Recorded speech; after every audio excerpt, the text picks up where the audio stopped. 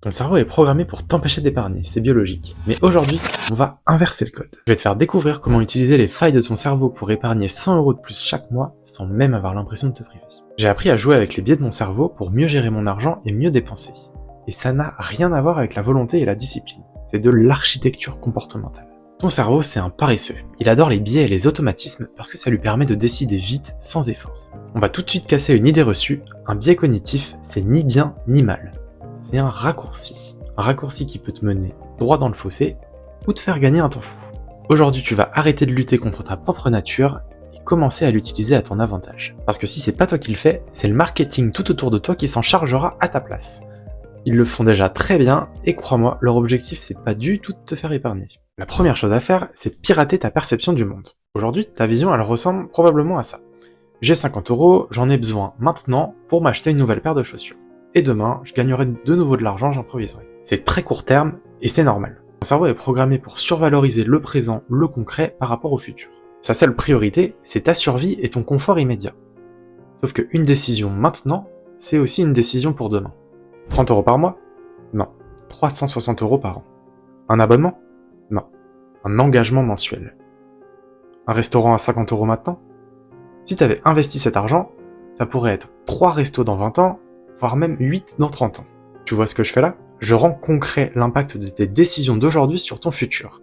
Et quand tu visualises comme ça ce que tu rates demain en dépensant aujourd'hui, ça t'aide à réfléchir à 2 fois avant certaines dépenses optionnelles. La perception c'est important, mais il y a autre chose qui l'est tout autant, voire plus, l'environnement. On va surfer sur la paresse de ton cerveau pour lui faire exactement ce que tu veux et lui faire arrêter ce dont tu ne veux plus. Uber Eats, Deliveroo, on désinstalle tout de suite.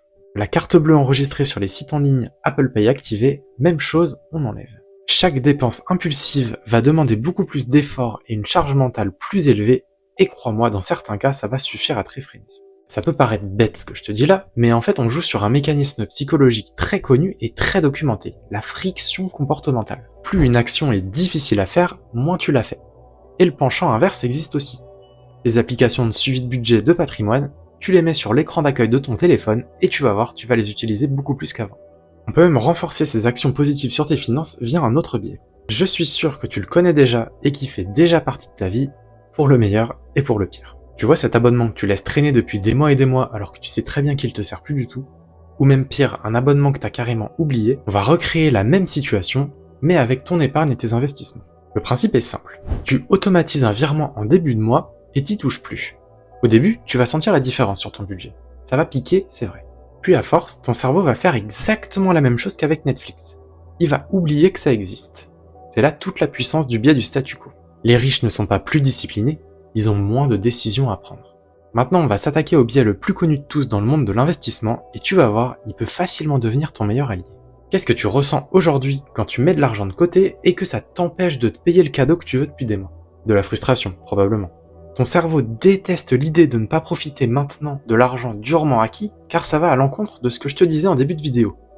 Tout ce qui lui importe, c'est ton confort et ton plaisir immédiat. Mais si je te disais qu'on pouvait inverser ce raisonnement? Et pour ça, on va changer de monnaie. Dans la monnaie classique, les euros pour nous, l'épargne aujourd'hui, c'est une privation aujourd'hui. On reformule autrement. Une dépense aujourd'hui, c'est un temps de liberté perdu. Imagine que tu t'achètes le nouvel iPhone à 980 € et que ton salaire horaire net c'est 15 €. Dans cette nouvelle monnaie, l'iPhone coûte pas 980 €. Il te coûte 9 jours de travail. 9 jours où tu te lèves, tu prends les transports pour aller travailler, tu prends les transports pour rentrer, pour ce seul objet. Psychologiquement, c'est pas très agréable de se dire ça. Imagine maintenant que tu investis 100 € par mois sur un ETF avec un rendement moyen de 7% par an. Au bout de 20 ans, ça fait 49 195 €, mais c'est encore mieux dans notre nouvelle monnaie. 3281 heures, soit 469 jours de liberté gagnée.